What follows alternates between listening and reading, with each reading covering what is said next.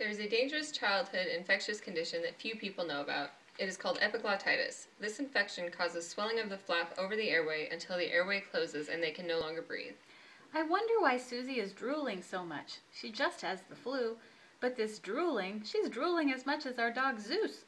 She has all of her teeth, so I don't understand why she's drooling now.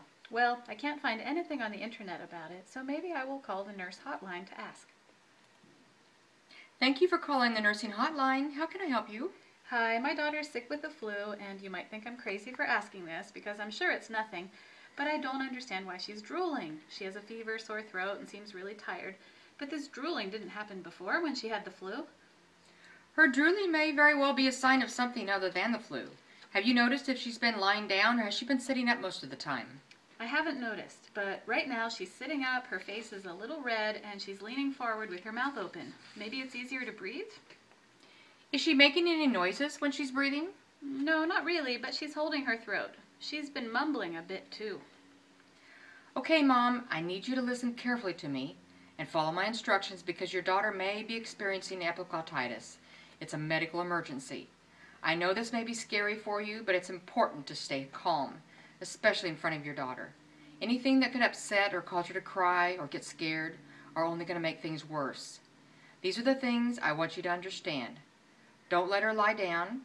Don't try to look in her mouth, and don't give her anything to eat or drink because they're only going to make her windpipe close and she won't be able to breathe. Please stay calm and get her to the emergency department as soon as possible. Can you get her there, or do you need an ambulance? Children ages 2 through 7 are most often affected because their airways are smaller. A child with this condition needs emergency treatment in the hospital in order to be saved. When your child reaches a hospital, an x-ray may be taken. Oh my goodness, I get so nervous about medical procedures, especially with my kids. So can I just leave after you check her throat and examine her? It's important that you understand how much your child is going to need you now. We aren't going to look in her throat because it may cause a muscle spasm and it'll close off her airway, but you need to stay with her and keep her calm because her anxiety could also cause her airway to close. You need to prepare yourself for the possibility that highly invasive procedures may need to be done to help your child survive. Your child may receive anesthesia in order to have a breathing tube put in, or even an emergency incision in her throat for a breathing tube. She needs you to support her right now, and be assured we'll be here to support you. Why does this happen? Let's review. The most common causes of epiglottitis is a bacteria called Haemophilus influenza type B, or Hib. Unfortunately, it is also possible for epiglottitis to develop following infection by other organisms or after a child swallows a foreign object or a poison. Children who have received a series of 3 Hib vaccines are generally protected from developing epiglottitis. Many people carry the Hib bacteria yet have no symptoms. There are a few subtle differences from the flu, but many of them don't happen until the child's condition is life-threatening.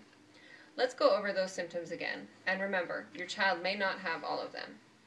They drool because it's difficult to swallow. Their face is flushed and red. They seem anxious. They sit up to improve breathing and may refuse to lie down. They make noises when inhaling and exhaling, and their voice may sound muffled. And remember, if you see any of these symptoms, it is imperative that you seek emergency help right away. Get to the hospital or call 911.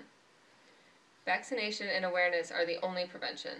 This serious condition causes the death of approximately 5 to 10% of children with epiglottitis. This is why awareness and immediate and correct treatment is essential.